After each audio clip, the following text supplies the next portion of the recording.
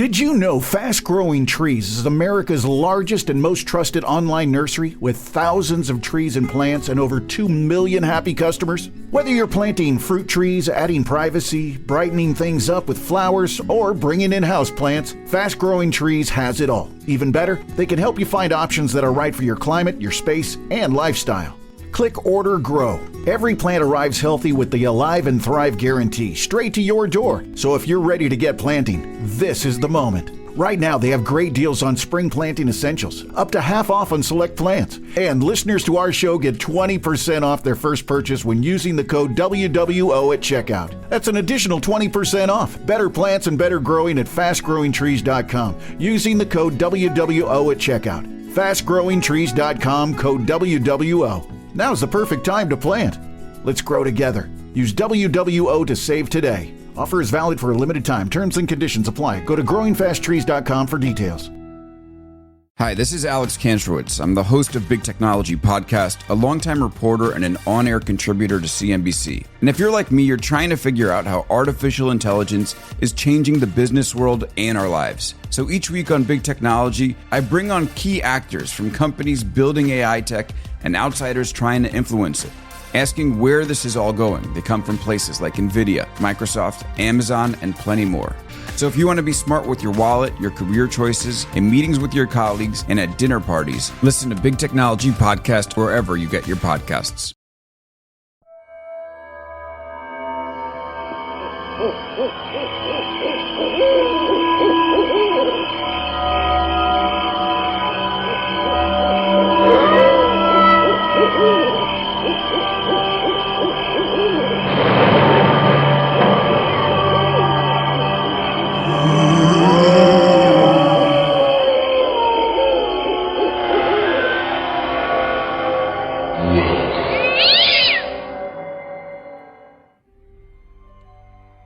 Hello and welcome to another episode of the Halloween Podcast. I am your host, Lyle Perez.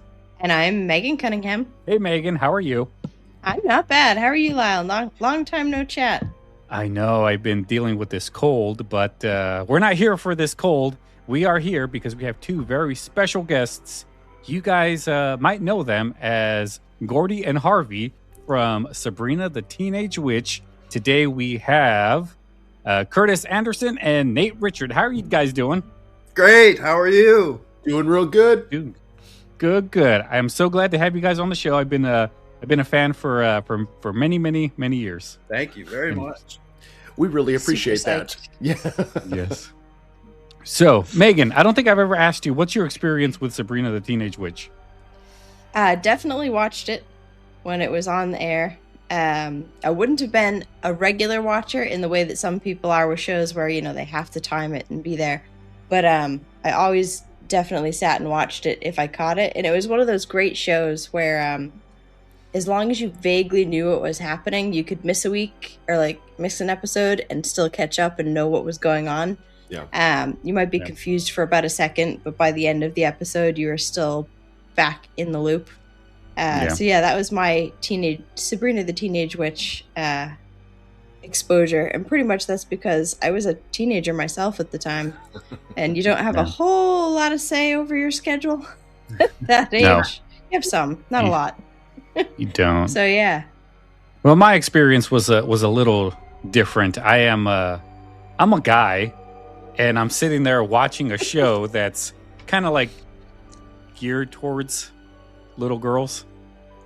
Hey, just because our primary and number one demographic was 12 to 24 doesn't mean that we didn't score well with the young men as well.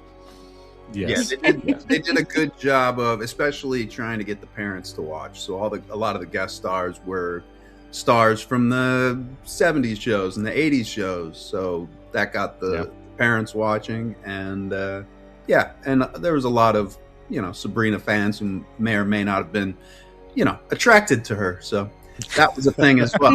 That's another demographic.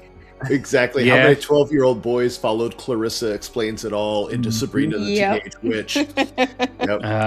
Sadly, I was one of them. Nothing sad about it. Yeah, but fortunately, I did like the show. I loved the first season. I thought it was fun. I remember looking forward to it on Fridays and sitting there watching it. It was a good show, and that kind of makes me. Well, before I get to that, how did you guys get started on the show? For me, it was just another audition. Back then, I was auditioning 2-3 times a week for different shows, movies, commercials. And it was a very different time when there were lots of auditions. Yeah, very, very different time. Casting directors would even have things they called general meetings, and they would just bring an actor in and just talk with them for a little bit, half hour. And they don't do that anymore either. Oh, wow. Yeah, it's a very different landscape. Right. So for me, it was about 3 or 4 auditions in total. And each time there was more and more people in the room watching. And for the final audition, Melissa was in the room with me. They had her, it was tiered seating, and she was sitting facing towards me with her backs to the producers and network. So they would just be judging me and not paying attention to her as much. So felt a little bit like an interrogation.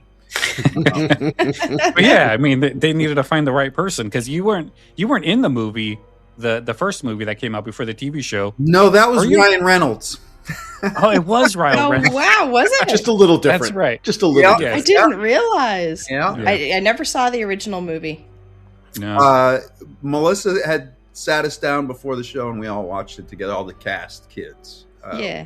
Nice. The original movie. It's worth checking out. It was very different. It was a drama. There was no comedy. I don't think there was any comedy in it. There was, but it was primarily a romantic dramedy.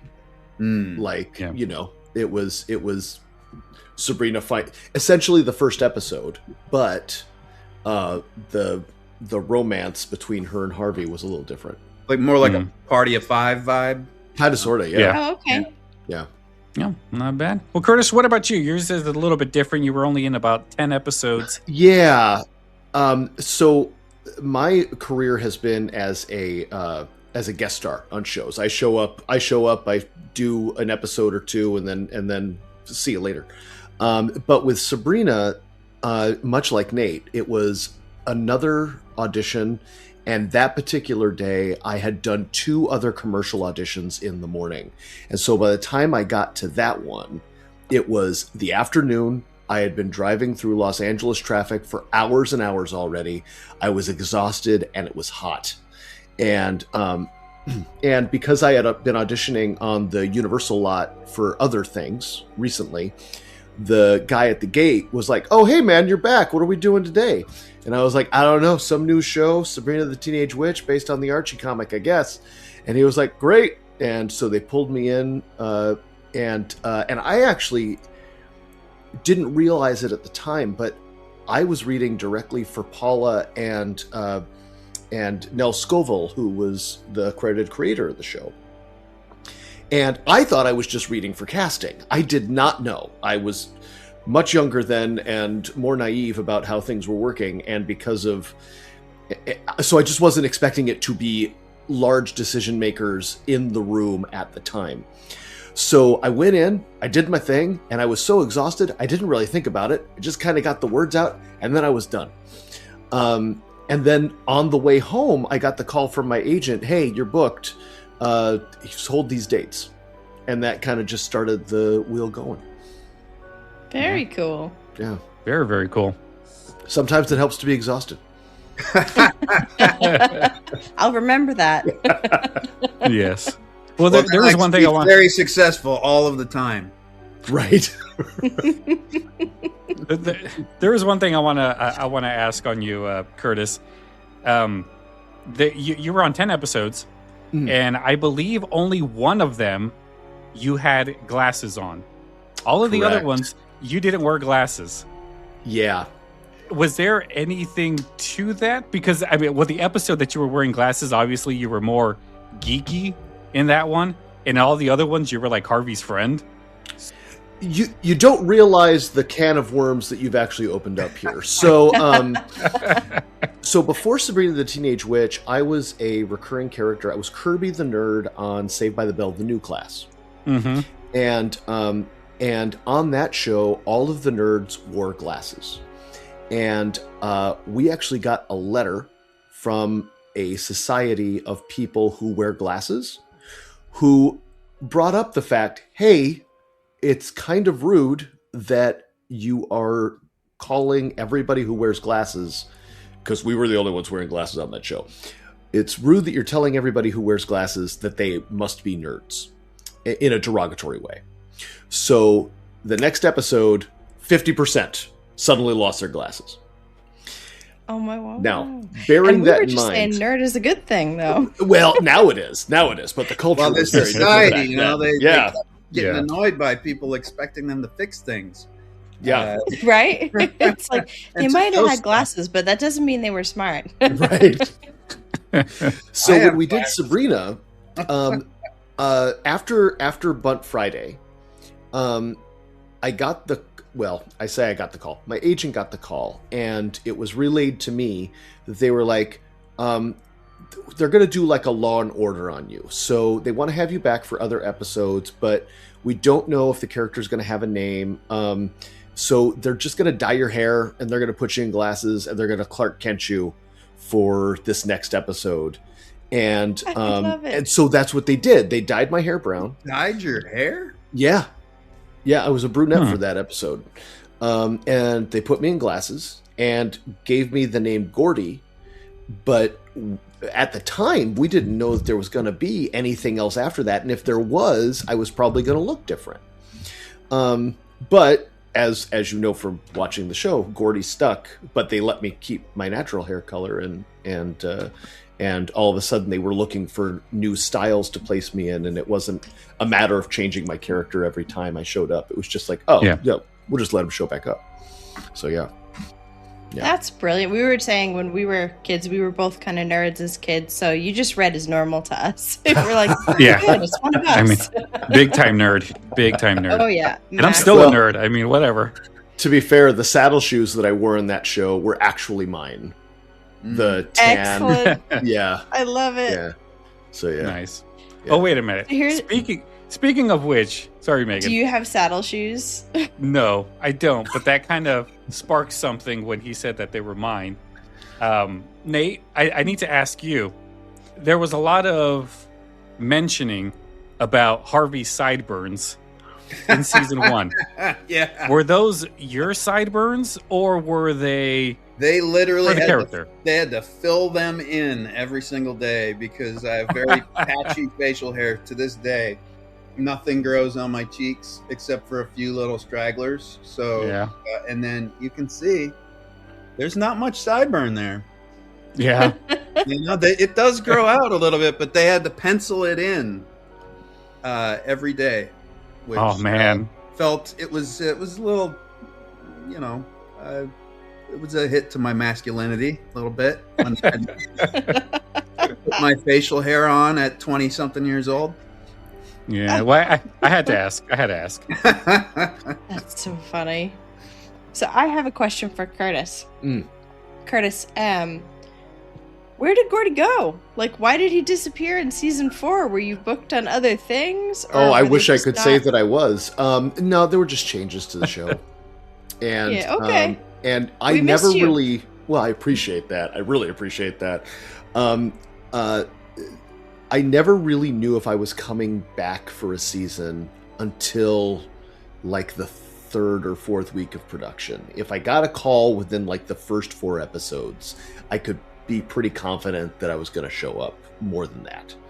And there was a joke among some of us that weren't regulars on the show that if your name wasn't mentioned on that 4th episode premiere, you might be able to come back because they washed away everybody else. They were like, Libby's in Switzerland. Valerie is in Jamaica. Like, they sent everybody else everywhere. And I was like, are they going to say my name? Are they going to say my name? I was like, nope. Okay, there's a chance. there's a shot. but yeah, for whatever reason it didn't work. And then next thing you know, she's in college. So, yeah. Oh, Yeah. no, it was a shame. There was a whole bunch of us who missed Gordie you. didn't go to college for some reason. We noticed. I guess that nerd society, the Glasses Society, really spoiled Gordie's shot at going to college. He Right. was a Well, I like to self-made man. He think that started Gordie a went to a multi-million different dollar college. business out of high school. What's that, Megan? I said he was a nerd. He was really, really clever, and he started a multi-million dollar business right out of high school. There you go. Self-made man. There I you had go. apps. I made apps. College Right? was Yes, you made apps. So many apps. Before they were a thing. Right. Mhm. So See, he was that clever. yeah, he was.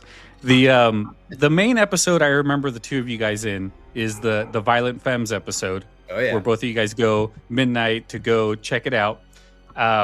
Did you guys get to hang out with them at all, or were they just there and then gone? No, they hung out. They stayed. They Nice. They were think- around. they might have even stood around for the lighting. I don't even think they had stand-ins. I think we moved pretty quickly on that. They did have stand-ins, but we Did they? didn't use them a lot because they really were trying to shoot them out as quickly as possible. And a It lot of did the move things back. that they were in were the store lights, which were set. So it was pretty easy to do. On that first couple days before they actually got there, I have the best memories of Nate and Jenna and I trying to remember the exact lyrics of Kiss Off and the number sequence. It's 1, 1, 1 because you left me, and 2, 2, 2. For my Yeah, family. and we just Three. yeah, because the internet wasn't that popular, or the internet wasn't the internet yet, there was no way for us to check, so we just kept like over suggesting each other. No, it's 7 is this one. It's which one is the Lost God? Which one is that I one? knew that. I don't- knew that song, so I was probably arguing from the correct standpoint. Well, you were definitely one of the most like aggressive in that argument.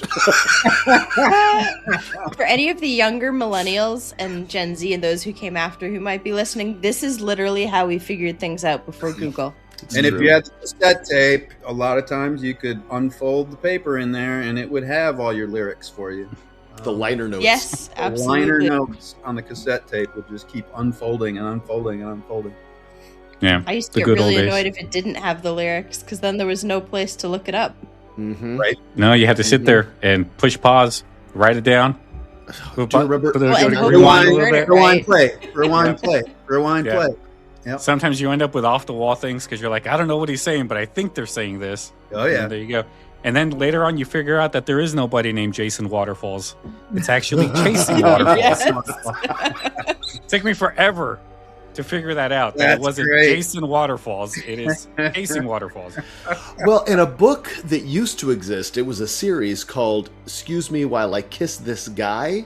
Mhm. Was literally these little, you call them toilet books because they something you keep in your bathroom, but they were just books, little tiny softcover books of mistaken lyrics, and they used to print those. And then the internet came along with correct lyrics, or at least Lyric Genius doing their darndest, and now you don't really get that. Now you don't get Oh, that. wow. Yeah. No. Or like in '92 when Pearl Jam was like, "We don't print our lyrics. We just want you to feel it. We want you to interpret it your way." And I'm like, I don't want to interpret it my way. I want to know what you said. Yes. Yeah. I want to know what the song says so I can Yes. sing it. Yeah. Good old Eddie Vedder. Loudly. Yeah. Did you know Fast Growing Trees is America's largest and most trusted online nursery with thousands of trees and plants and over 2 million happy customers? Whether you're planting fruit trees, adding privacy, brightening things up with flowers, or bringing in houseplants, Fast Growing Trees has it all. Even better, they can help you find options that are right for your climate, your space, and lifestyle. Click Order Grow. Every plant arrives healthy with the Alive and Thrive guarantee straight to your door. So if you're ready to get planting, this is the moment. Right now, they have great deals on spring planting essentials, up to half off on select plants. And listeners to our show get 20% off their first purchase when using the code WWO at checkout. That's an additional 20% off. Better plants and better growing at fastgrowingtrees.com using the code WWO at checkout. Fastgrowingtrees.com, code WWO. Now's the perfect time to plant. Let's grow together. Use WWO to save today. Offer is valid for a limited time. Terms and conditions apply. Go to growingfasttrees.com for details. Hi, this is Alex Kantrowitz. I'm the host of Big Technology Podcast, a longtime reporter and an on-air contributor to CNBC. And if you're like me, you're trying to figure out how artificial intelligence is changing the business world and our lives. So each week on Big Technology, I bring on key actors from companies building AI tech and outsiders trying to influence it, asking where this is all going. They come from places like NVIDIA, Microsoft, Amazon, and plenty more. So if you want to be smart with your wallet, your career choices, in meetings with your colleagues, and at dinner parties, listen to Big Technology Podcast wherever you get your podcasts. I drive my bus in a busy city. That's why road safety is so important to me. I know that I must slow down and be extra careful when I make a wide turn. Buses need more room than cars. Everyone can help keep our roads safe. Next time you're driving, remember to give buses plenty of time and space to finish turning before driving ahead. Let's all plan to share the road safely. Learn how at www.sharetheroadsafely.gov. Oh dear. So Nate, I have a question for you now. Yeah. And this is a big one. How did you feel about the fact that throughout the show, Sabrina pretty much continually erases Harvey's memory? I remember thinking that was a little odd, even as a teenager, going, hang on a minute. I think they do an episode where I said something about how many times my memory had been erased. Yes, It's yeah. gotta be like a hard drive, right? Like you can only record over so many times before it starts to deteriorate. Arlo, But yeah, you're sort of thinking about it going, that's not actually very nice. No, I've had a lot of fans tell me, I can't believe Harvey stayed with Sabrina. She was so awful to him. If you think about it, she did a lot of horrible things to him out of trying to discover herself.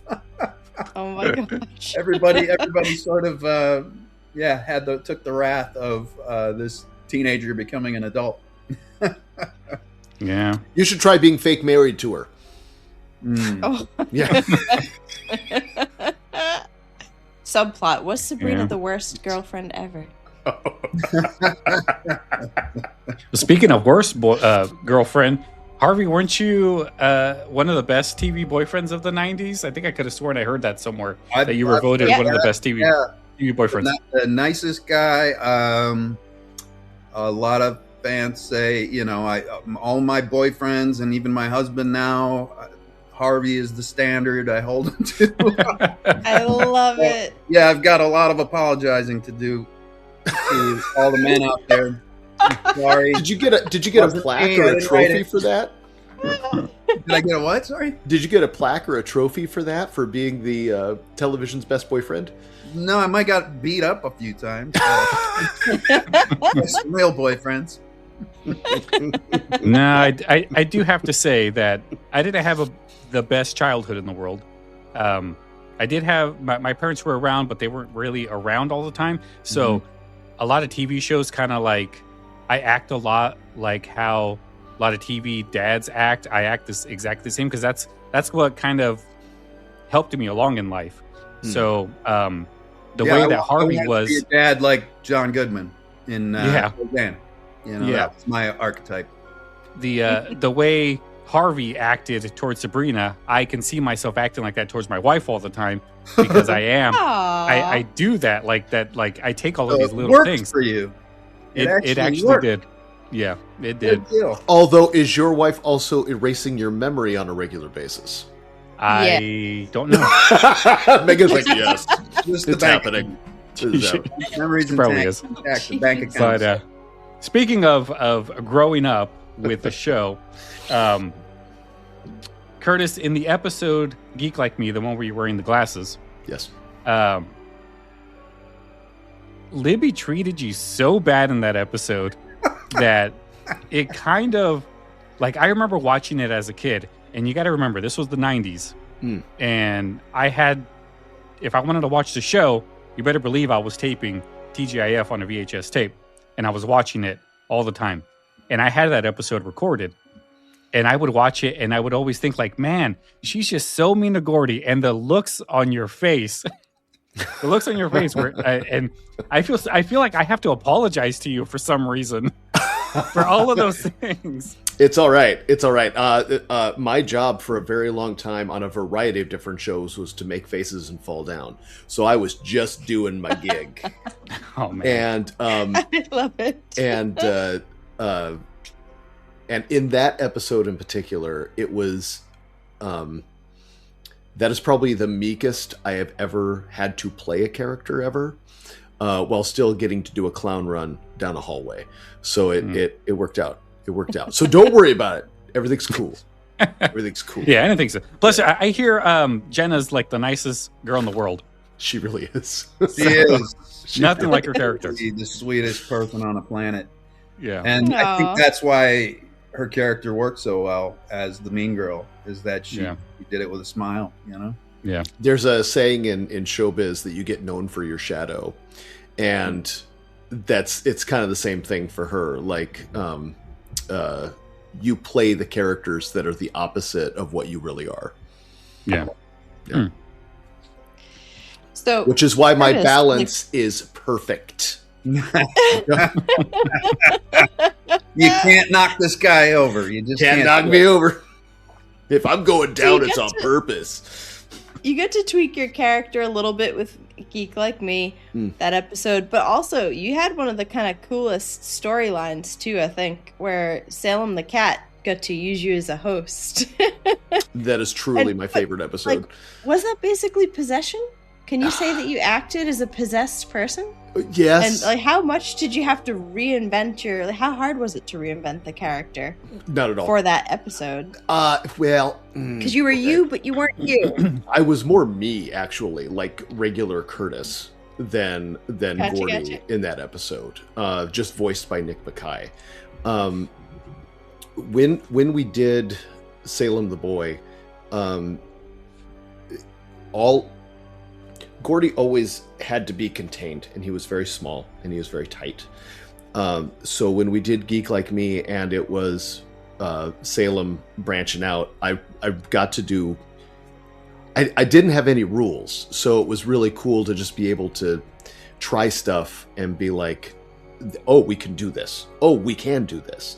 A few episodes before, we had done Suspicious Minds, and Nate and I have talked about it on the podcast before, that the writers were always very open to discussion about the script and what we were doing and what was going on, and the directors were too. And but our own insecurities or whatever would usually get in the way, even when the invitation was there to participate. Mm-hmm. And so between those two episodes, I actually got up the gumption to participate in the way that they expected. And so it was nice to actually be able to be like, "Oh, what if we do this?" And they would say yes. And I'd be like, oh, great, cool. Yeah. So it was both fun on the behind the scenes side because it felt very freeing, but also it was a lot of fun because Gordie just got to do cool stuff. Gordie got to run wild. Yeah. Gordie yeah. goes wild. Gordie's gone wild. Yeah. Yeah. So Nate, and maybe I should be asking Lyle this as well, I don't know. Going back to the best 90s boyfriend on a television show, was Harvey clueless or just patient? Honestly, it depended on who was writing the script that week. Because Harvey could be, all of a sudden he'd have a week where he was really smart or really good at something, and then another week he'd just be a complete idiot. And it was 100% based on who wrote the script that week and where Harvey needed to fall in into what was happening that week for Sabrina. So I like the character I tried to maintain in just the voice and the way he reacted to things. But yeah, as far as what was going on between his ears, it was different. I always wondered, was it deliberate? Like, was it a put on to like keep her comfortable and happy and like make her feel like he didn't know, or did he really know to some level? Yeah, I don't know. Like Pearl Jam, you should interpret that on your own. Nice guy, Right? Yeah, maybe he knew, and he was just trying to protect her feelings. Because that sounds like something Harvey would do. Mm-hmm. Nate, we should make a definitive statement right now that makes whatever you say canon. So what was it? Yeah, he knew he was just being nice. Didn't want to hurt her feelings. Yeah. Because and there's an entire group of people who feel justified right now. Yes. I mean, there's a whole section that makes the most sense to me. Yeah. He couldn't have been that clueless that often. No, it would be within his character to be that kind as well. So I woke up as a pineapple. What's going on here? Mm-hmm. in reality, he's thinking, "Oh, not again." Yes, honey, what'd you do? On the Dream Date episode, where Brian Austin Green was a guest host or a guest star. Yeah. Yes, a guest star. I met him once at a bar, and he looked at me and said, "Man, I have to pee." And I was like, "Oh boy, all right." That's like my only interaction. The sight of you gave him that urge? No, well, we were at a convention, and we were at the bar, and there was like a group of people behind us, and then he comes up and he bumps into me, and then he's like, "Sorry, I have to pee." And I was like, "Okay, thanks." And so he left. When nature calls. And I don't know why, but people, at least it wasn't that urgent. People have the need to like. This past weekend, I met Erica Durance from Smallville. Oh yeah. Okay. And me and my wife, we were standing in line, and this was like in the overflow. So this is where the celebrities were going back and forth to their tables and stuff. Mm-hmm. And Erica Durance goes up to my wife because she's like kind of trying to sneak through everybody. She goes up to her and she goes, "I'm sorry, but even I have to pee." And I'm sitting there going, "Oh my gosh, I don't want my only interaction with her to be her telling me that she has to pee." I think you need to stand farther away from the restroom, my man. Probably. I guess so. I feel like this is becoming a family affair. Sensing a pattern. Yeah. Yes. I don't know why. But although, Lyle, I do want to let you know, the next time Nate and I see you in public, the first thing we're going to say to you is, "Hey, Lyle, gotta pee." Yeah. BRB. Okay. Yeah. I'll point you in the right direction. So yeah. And if you're looking for the toilets, just look for Lyle. Just look for Lyle. Yeah. He's got to be me. somewhere near them. All right. So in the Dream Date episode, Nate, you get down on some dance moves. I didn't know you could dance like that. I was a trained dancer from 7 to 17. I was in a very competitive dance school, tap and jazz. And we didn't compete with ballet, but all the boys had to take the ballet classes. And I was probably the most fit, strongest, flexible I'll ever be in my life. Would be that time right there. When the girls would put on their point shoes to do point ballet, all the boys had to go over and do pull-ups the entire time. Sorry, I got a bug in. And so, at 12, 13, 14 years old, all the boys could crank out 30 to 40 pull-ups. We were just little brick shithouses. Wow. And so they sent the poor choreographers trying to teach me the routine that she wanted to teach me. And I'm like, well, why don't we do this instead? Let's throw some tap in there. Let's do this. I was. Did they know you had a definitely background? Too young for Star Search, but there was a show. It was like the original American Idol. It was called Star Search, and I remember Star Search. I was on that twice. They rebooted it. It's on again now. I remember the original Star Search. Ed McMahon hosted. Met Ed McMahon a couple times.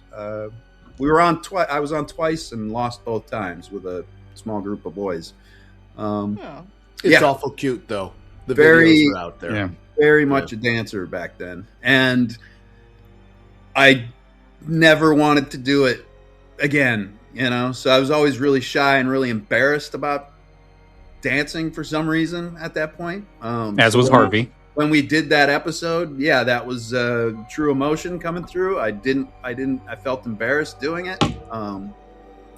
Did they know you had a background in dance? They had to, right? Yes. Yeah. Okay. I mean, it was on the resume. You know, Word. It's still on the resume. Yeah. Those I knees just can't do that purchased anymore. a pair of tap shoes during COVID, and they're still. It's here. We are 6 years later. They're still not broken in. But yeah, I'm gonna start tapping again, man. It's gonna be. This may or may not make the episode, but Nate, I will seriously have Renee bring her tap shoes when we come down, and then we can do a little tap thing. I can't tap. I can clog. I can't. We'll tap. teach. It'll be Nate and Go viral on the internet. Curtis how to tap. Right, and then we'll do Singing in the Rain or something. There we go. Oh, I love it. Keep your eyes peeled. You heard it here first. So, guys, have you guys kept in touch with any of the other cast members? Like, obviously, you guys are friends and you got your podcast together. Well, but, like, are do. any of the others still in the loop? Yeah, I talked to Phil Fondacaro's wife Elena all the time. Phil was Roland. Melissa, when she comes to town, we'll go out and have a lunch or a dinner. I still see Beth. Beth's not too far away. Caroline, when she has downtime, which is very rare. Which is rare. Caroline. Jenna, every time she comes from New York, we'll have a lunch. Elisa, not so much because she's in San Francisco, and so when she does come down, it's just really, really quick. But yeah, when we're all together as a group, David Lasher I see all the time. He lives up the road from me, and we have a lot of lunches, dinners, things like that. And then Curtis is coming down in May. Yeah, so he'll probably just a few weeks. He and his wife will probably spend a night or so here. Nice. What about you, Curtis? Do you keep in touch with anyone else, or? You got to understand, as guest cast, I never expect anybody to remember me, and that included Nate for a long time. So, like during the show, when we were on set together, it was always great, and I got to know Jenna pretty well outside of the show, and we'd see each other like other auditions. But I also lived in, for those who are unaware, I live behind the orange curtain in Southern California, which is Orange County, and everybody else was in LA. And so... And it's really close, but it's really far. Really far. You know? At 405. Murder. Yeah. And so when I wasn't directly working with them, I really didn't see them. And it wasn't until the reunion that happened in like 2019 that I really reconnected with Nate again in the first place. And we just kind of picked up like we never left off. And the only other person I had really seen outside of that was Jenna. We saw her, my wife and I saw her in New York when we went in 2015. And she and I had done a commercial together for Diet Mountain Dew. And so we just kind of kept more in touch during that time. And for a while, Joel Michaely, was in that loop. Yeah, I was going to say that a lot of the stand-ins and background that were recurring background, it was all like family. So yeah, Joel was there a lot. I haven't seen Joel in a long time, but I still see Sean Dudley. Stand-in. We were even roommates back then too. We had a group of us that rented a big house. Yeah. God, who else? So when I see people, everything's friendly, but it's really Nate and Jenna are the ones that I've kind of hung out with the most. Like actually hung out with. Otherwise, it's always like in some kind of public arena. So yeah. But everybody's pretty cool. I mean, when we did that reunion, it was really neat to see everybody and just kind of be like, oh my God, nothing has really changed. That was October of 2019. Is that right? Was it October?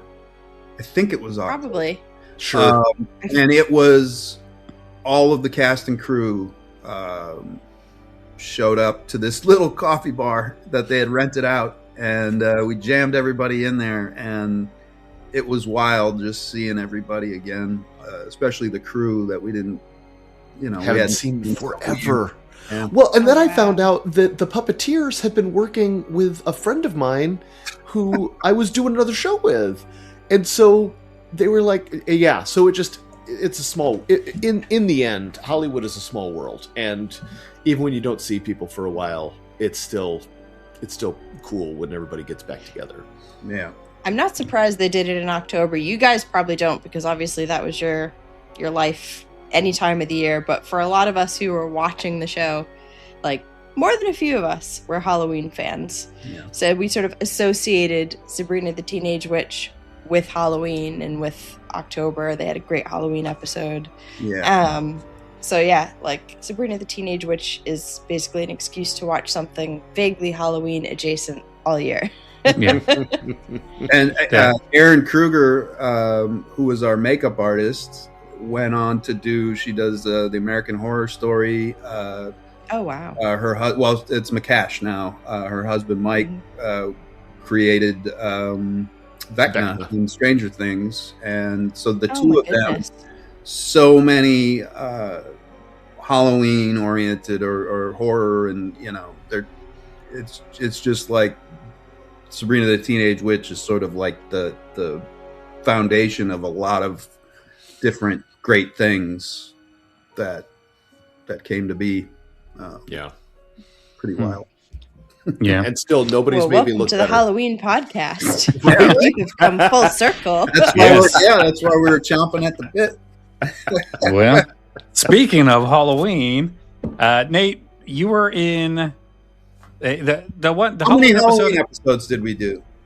I think there was 4. Okay. Because I only remember one off the top of my head, but I'm sure you're going to refresh my memory. Well, which one was it? Which one do you remember? The one where I was Frankenstein and came face to face with the real Frankenstein. That was season 2, I think, when the furniture came to life. Sounds about right, yeah. Yeah. Not the one I was thinking of. Okay. No, I remember the one where everybody dressed as James Dean. Yes. Oh, James Dean. right. That would have been the first one, right? The first one, yes. Okay, yeah, I remember that. Was James Dean a big thing in the 90s? Like, I don't get that. He was. I don't know. I think James Dean was probably a big thing for the writer who wrote that script that week. That makes perfect sense. Don't forget that, James Franco had just done that James Dean biopic. And it made him a star. Right. That was after that, though. Gotcha. I don't know. I remember it being at that time. You got to remember that was like late 96, early 97. Yeah. So it was the neo swing time. Everything was swingers. Everything was revisiting, like Giant and all that stuff. So it was in the culture heavy. Okay. Yeah. Yeah. Well, James Dean he's timeless. Yeah. So he's gonna live on for forever. As long as there's like greasers still out there, right? He's like the top. Until I lost it all. I still had my pompadour going. That's probably what made it fall out. It's all the hair grease. All that grease. Yeah. Oh man. But you guys didn't do it in front of a studio audience? No. Was there? Never. No. Never. So was there a fourth wall, or was it just like in a building? No. It was all sets. Okay. And the first, I started looking back through some of them so I could grab screenshots for our podcast, trying to find things of Curtis and I together. And the first episode didn't have a laugh track. Yeah. It was very much more like I guess more like the original. The movie? Yeah. Romantic dramedy. Yeah. It did have a very different tone. Nate's mentioned that. Very different tone. Yeah. And very interesting. I wonder how different it would have played out had it stuck to that original tone. It would have had to be on Fox. Yeah. You think? Yeah. Speaking, Wasn't very TGIF. Yeah. Yeah. Speaking of different sort of versions and developments in the Sabrina series. Have you guys followed, or do you follow the latest iteration of that? The Terrifying Adventures?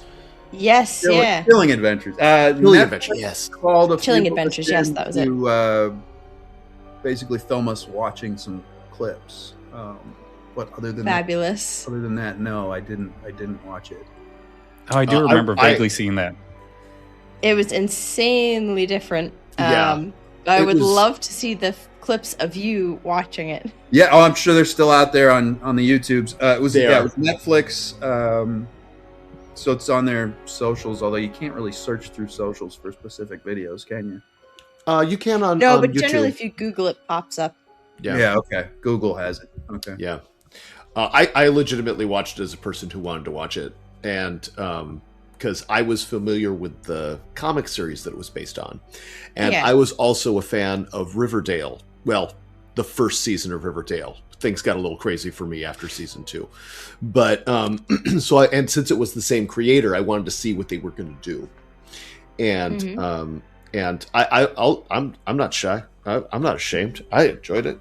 It was fun. Yeah, same with my 10-year-old daughter. Brought me Enjoyed joy. it. Yeah. Karen Ship, because she was good. So yeah.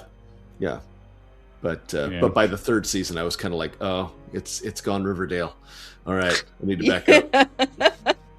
Well, I didn't watch it, so I don't know. Oh, it's worth a watch. Definitely. It's worth a watch. Yeah, it's worth a watch. It was fun. Yeah, and if you got to watch at least enough so that you can then watch the episode where Melissa and Beth and Caroline come back, just so you can kind of enjoy that bit. Yeah. You can't go into that one blind because it does require a certain amount of pre-knowledge.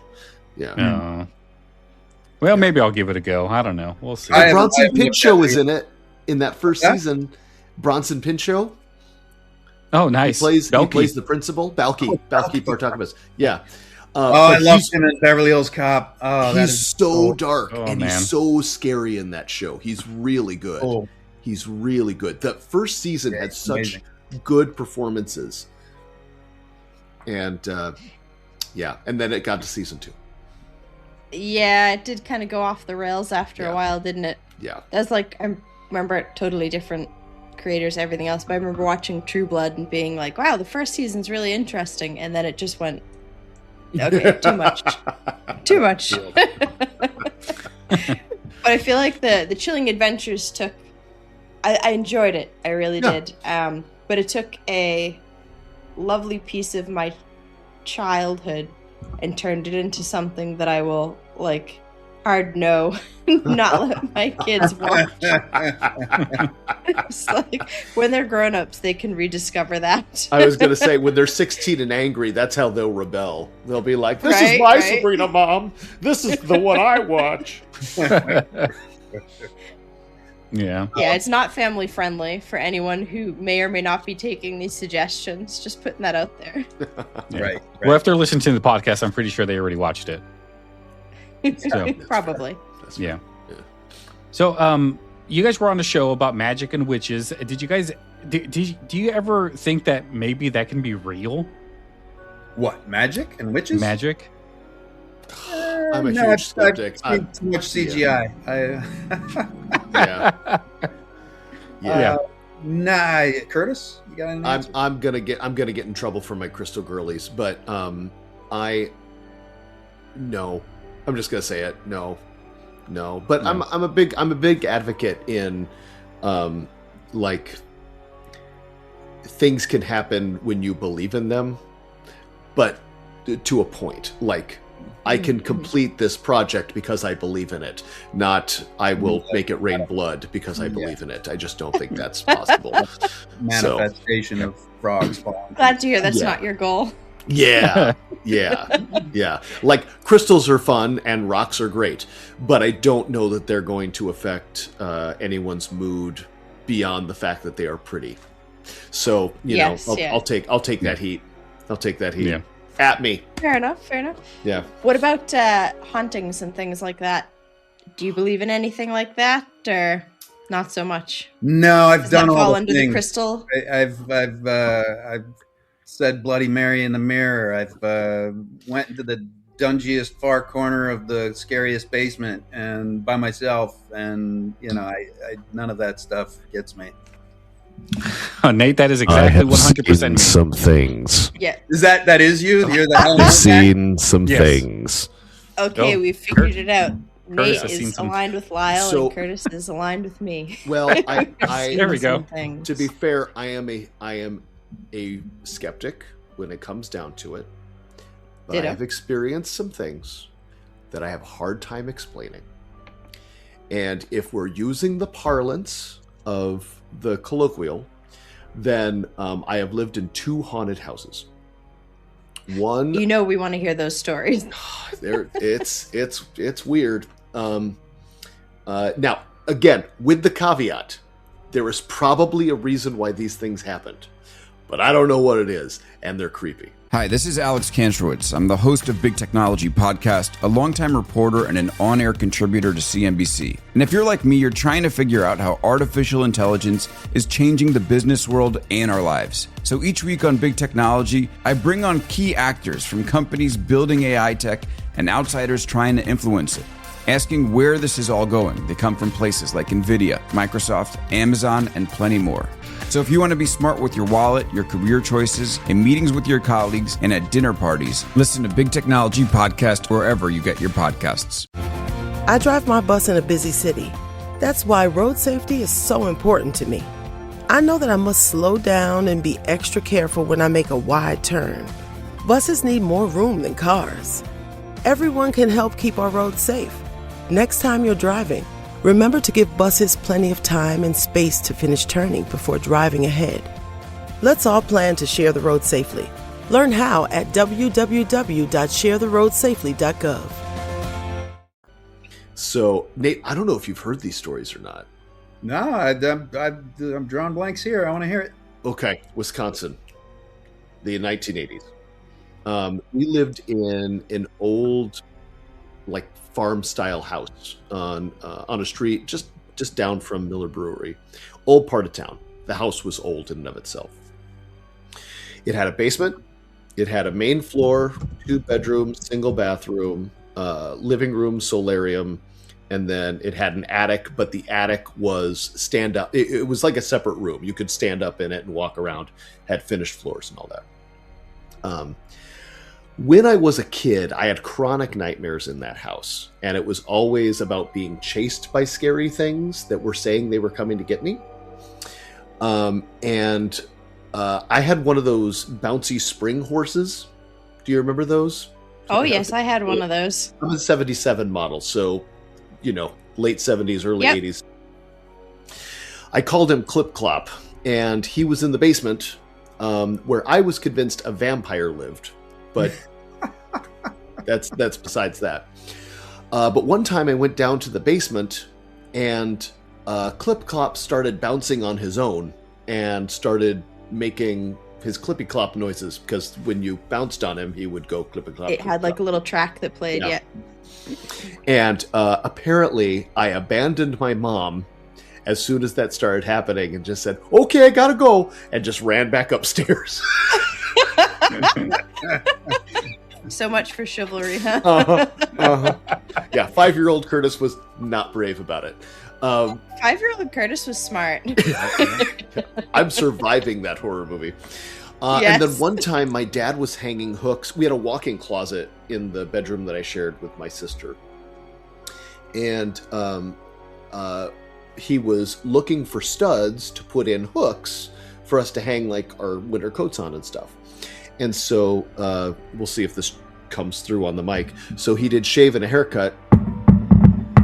And then through the wall, we heard, and we thought it was just my mom. So we ran around the side to go to where we expected to see my mom. Turns out she had been in the basement doing laundry, and there had been nobody on the other side of the wall. And then you had to continue to sleep in that bedroom, and Well, nobody ever went in the closet. Kind of, sort of. It got bad enough. My parents had the same dream one night that they were being kept out of the bedroom that my sister and I were in. And after that, they started looking for a new place to live. And it wasn't too long after that my dad got transferred and we moved to California in the first place. But they were already looking to move after that because it spooked them that bad that they were like, okay, we got to go. I don't blame them. As a parent, that would be like, okay, we're going now. Yeah. It's like you hear all these horror films and stuff, and that's always the scenario, isn't it? The family moves into this home and bad things start happening to the kids, and the parents are like, it's fine. I'm like, that's not real. Now, I'm going to tell you this last story. You're like, oh, yeah, it's over, right? Yeah. I'm going to tell you this last story with the caveat that I am telling you it as I remember it. Okay. So let's not assume this is truth. I was 6 years old. I do have a very, very strong memory. It is carved in there, etched like a brand, of one time brushing my teeth in the bathroom, my mom calling me from the kitchen, which was to my left, me turning to answer her, and then turning back to my reflection still brushing its teeth. And Goofy style from the old Disney cartoons. Right, exactly. Yeah. Yeah. Oh my goodness. Yeah. All right, I got one for you. This is something I can't explain. Oh, here we go. All right. Okay. I had a dream that I was about 7 years old, 7 to 10, somewhere in there. I had a dream that one of the, the stereotypical gray aliens with the big eyes.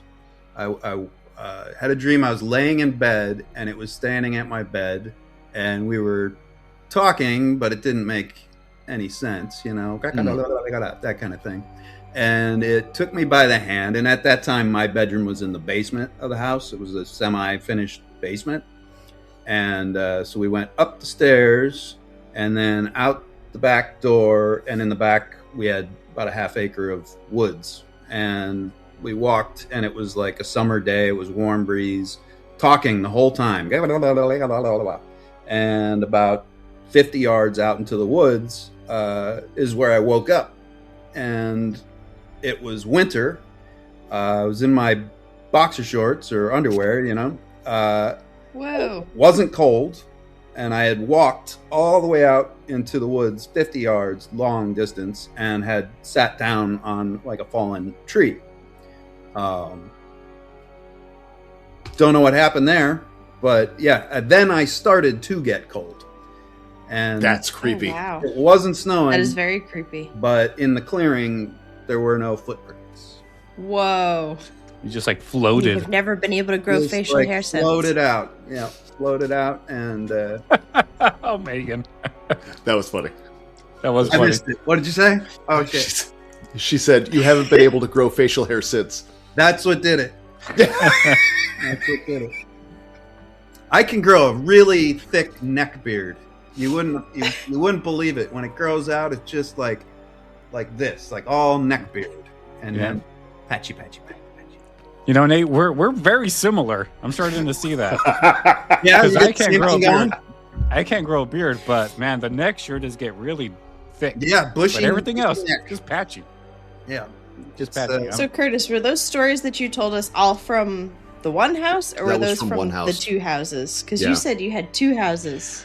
The second one was That were in the late potentially 90s. It was during when we were shooting Sabrina the Teenage Witch. A lot of things happened in that house, but the house was also a mess. It was a wreck. It was a seven bedroom, 3-bathroom house. And it had a lot of problems. So I think a lot of things could probably just be attributed to a bad house with bad wiring, bad plumbing, and all of that stuff. I will tell you the stories that are weirdest. This was when my wife and I were first dating before we got married, and we lived there with my 3 other best friends because there were so many bedrooms. We just had it going on. And the first night we had moved in, we were all upstairs in the what served as an office, but it was really like a hub to go to a couple different bedrooms and a hallway. And from the garage, we heard, you know the sound of a dryer door slamming? It's a very specific sound. It's that hollow aluminum door sound. We heard the sound of a dryer door slam, and then somebody out in the garage. First of all, we didn't have a washer or dryer yet, so there was nothing in there but moving boxes. So it wasn't like ghosts doing your laundry for you. Yeah, which would have been nice. Would have been amazing, yeah. Send them to my house. And we did the ultimate white people thing, and we're like, what was that noise? And we went down and checked it. And we couldn't, nothing had moved, nothing had fallen over, everything that was locked was still locked. And we were like looking for like animals or whatever, right? Nothing. After that, though, every morning between like 2 and 3 a.m., the door to the garage would slam shut and we'd hear somebody run up the stairs. We all had different schedules, though, so we all thought it was everybody else. And it wasn't until one of us was home by themselves, heard it slam, thought it was somebody coming home, and opened the door to their bedroom to look out. The door opened directly on the stairway. So you opened the door, you were looking down the stairs. So he heard the door slam, opened it up to see who was home, and heard the steps running up the stairs with nobody running. Oh boy. Yeah, that was how. We don't know how that worked. That's not old pipes. We don't know how that worked.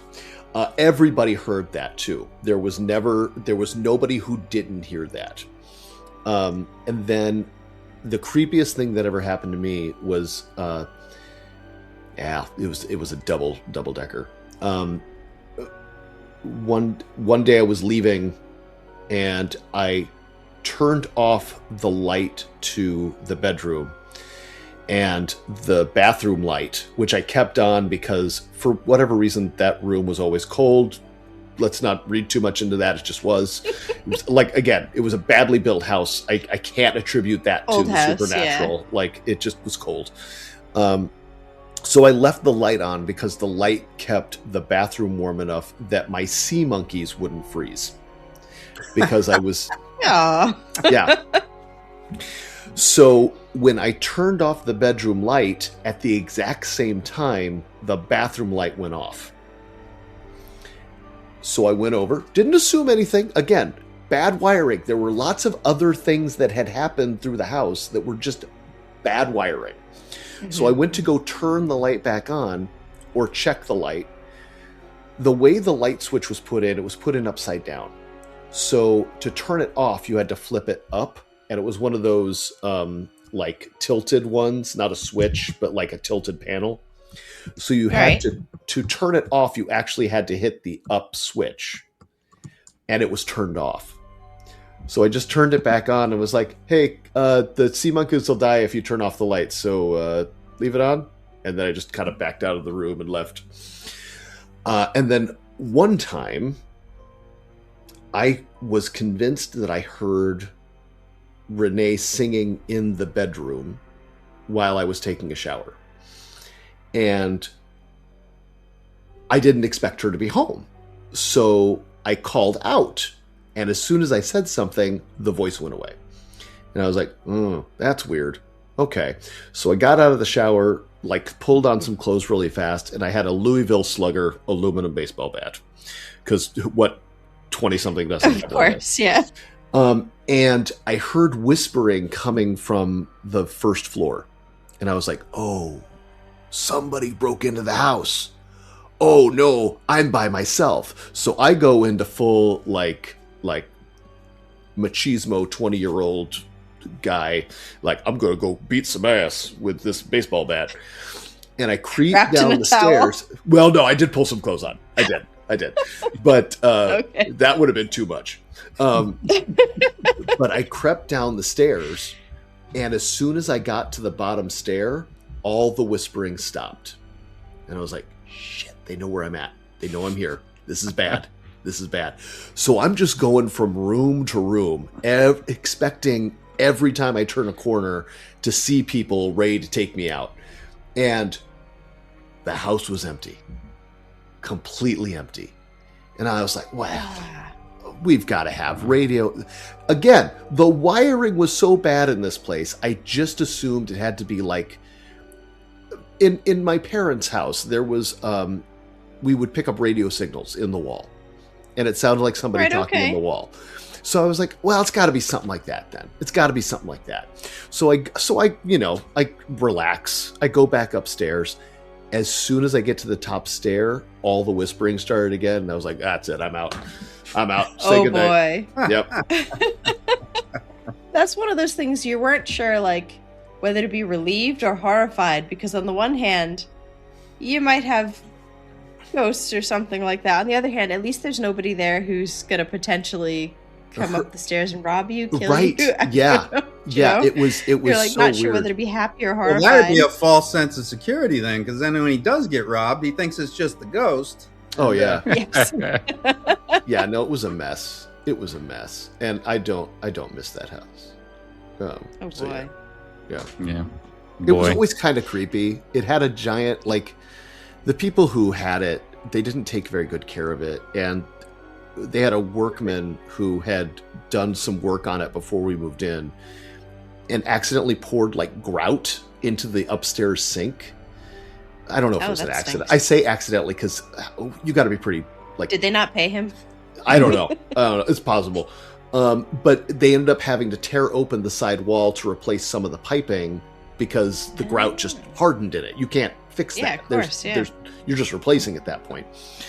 But they didn't patch the wall after they repaired the pipes. So there was just exposed wall, and then a beehive moved in. And that was a whole different thing. And there used to be a pool in the backyard of that house, but they filled it in with dirt, so it looked like a graveyard in the back. Like, it was just...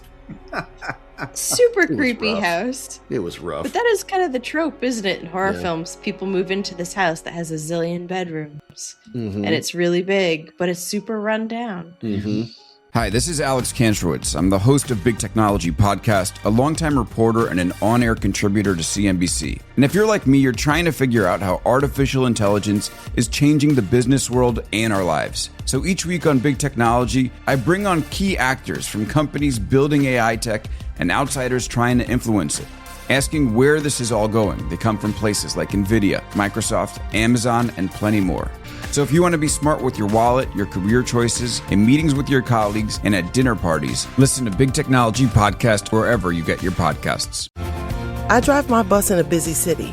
That's why road safety is so important to me. I know that I must slow down and be extra careful when I make a wide turn. Buses need more room than cars. Everyone can help keep our roads safe. Next time you're driving, remember to give buses plenty of time and space to finish turning before driving ahead. Let's all plan to share the road safely. Learn how at www.sharetheroadsafely.gov. Mm-hmm. But yeah. Oh boy. You get the classic scenario. Yeah, it was dark times. There's Not my a show right now. What is it? It's like The Cape or something. What? It's on Apple TV. I just saw an episode. He's trying to get tourism to come to their island in the Northeast, and so they pretend it's haunted. Wait, is that Silver? No, it is haunted, and that's the problem. Stephen Root's in it. Yeah. That looks really good. I really want to watch that.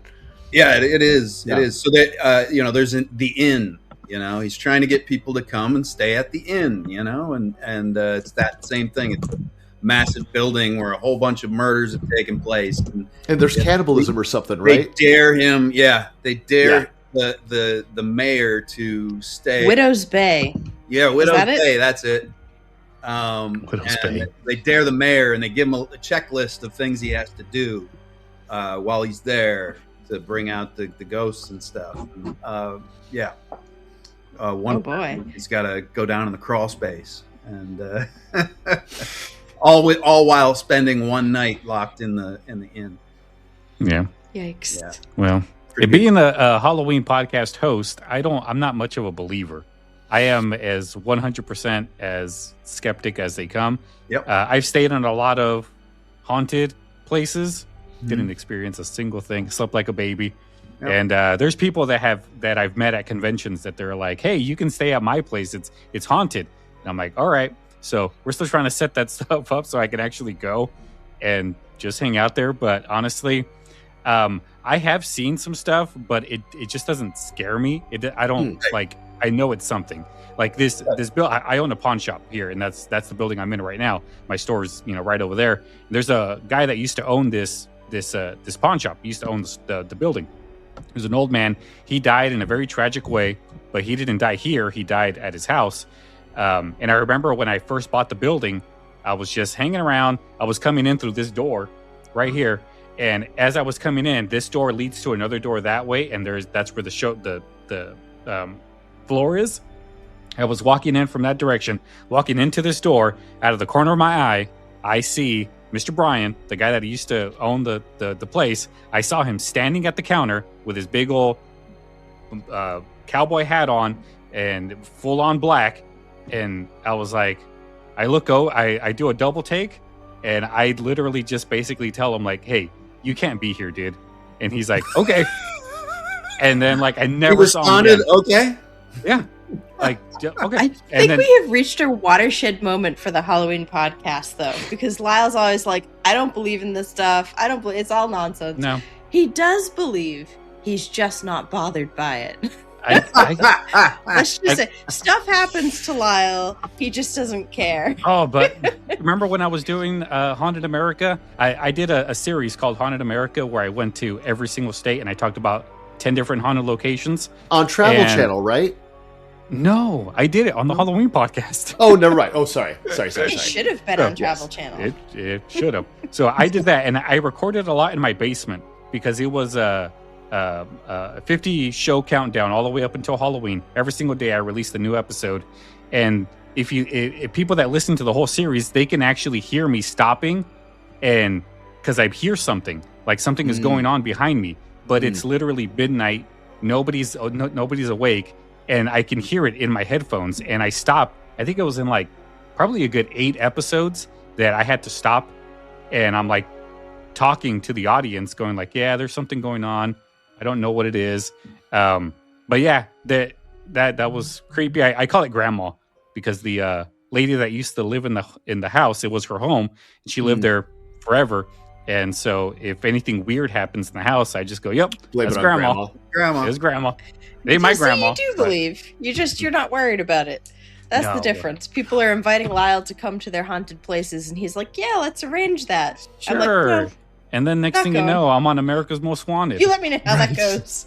Yeah. Well, the weird thing is, the weirdest things that ever happened to me were always when I wasn't expecting to be scared.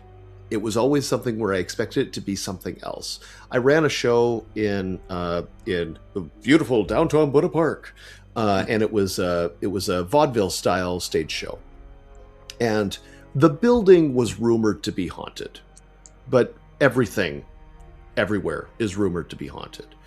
Yes. And we were doing a late night rehearsal on the stage, and to understand the showroom, it had the cabaret stage, which had the backstage behind it with 2 doors on either side. And then on the opposite side was the bar, and there was a stage behind the bar where we had a lounge singer. So I was on the lounge singer stage doing, like we were talking about, like, okay, this is what's going to happen this time, And then I saw somebody that looked like they were wearing a black hoodie go in to the backstage area and walk through. And I was like, oh, that's probably one of the other guys who worked upstairs. I forgot to tell them that we're going to be here. So I ran in the other door to let him know, "Hey, we got this. You just need to lock the doors and I'll get everything else." And when I went back there, nobody. There was nobody back there at all. And I was just like, well, where did he go? What happened? Well, sure enough, What did I do? there are security cameras everywhere because, liability insurance. We could see the shape on the security cameras go into the backstage but there are no cameras in the backstage because it's backstage. We don't want people being weird. But you saw it go into the back, and then you see me go into the back, and then you see me come out on stage going, where'd it go? Where'd it go? Oh my And they're goodness. like, well, I guess that's the ghost. And I'm like, guys, that's not a good answer. Yeah. This is not the answer we want. Could have been worse. They could have said, it's behind you. Right. Just blame it on the ghosts. That's Yeah. how it always ends up. Yes. Yeah. But Nate, you said you've been into some crazy places that you you went searching, but nothing happened. No, I didn't go searching, but just like places where people would say, "Oh yeah, this place is haunted" or whatever. Or when your kids doing the dare to say the Bloody Yes. Mary in the mirror, all that sort of stuff. Yeah, our friend's basement. The furnace would kick on and off, and all the kids are like, "Oh yeah, there was a murder here," and none of the stuff ever bothered me. I just never got to me. I don't know. I'd be the one trying to scare somebody. Like there was this marshy area near my house, and my friends lived up the block, and we had just watched Stephen King's It, the original. Nice. Excellent. And I had three friends over, and we were going to walk after watching it from my place to my friend's place. And so, we're leaving, we're walking our bikes or whatever. We were 12, 13, whatever it was. And there was this marshy area where you could walk up behind a sewer grate, like under the curb thing. And so I left a little early while my friends went, and I had a friend that was terrified by what we had just seen, the Stephen King movie. And so as they're walking by, I just went rah through the things. And, the kid I scared, there's no way he's going to do what I did. He wouldn't go down that scary pipe to, you know what I mean? And for me, I was like, Yeah. whatever, I'll do it, So Yeah. 2 questions for you guys, and they're for both of you. Mm-hmm. You've worked in the film industry, right? So some of the mystique that maybe the rest of us have for it, you guys don't have. But has there been a movie, like a scary movie, that has actually got to you at any point in your life, whether you were a kid, adult? Nightmare on Was there Elm one that Street. got you? That's Nice. one that I could not sleep after that, but I was too young to be watching that. I was probably 8 years old, and I had to go sleep in my parents' bed after that one. I was so scared. But I I think we all got had that film that you watched when you shouldn't have watched. right. Way yeah. too young. Mine It was scary. like, and then every time I'd go over to this particular friend's house, we'd watch a scary movie. I wouldn't be able to sleep, and my dad would have to come pick me up. So it was like Nightmare on Elm Street. He was like, "That's it. You're not going over to You're not allowed Chris to play with Ryan's them house anymore." Hi, Chris, if you're around.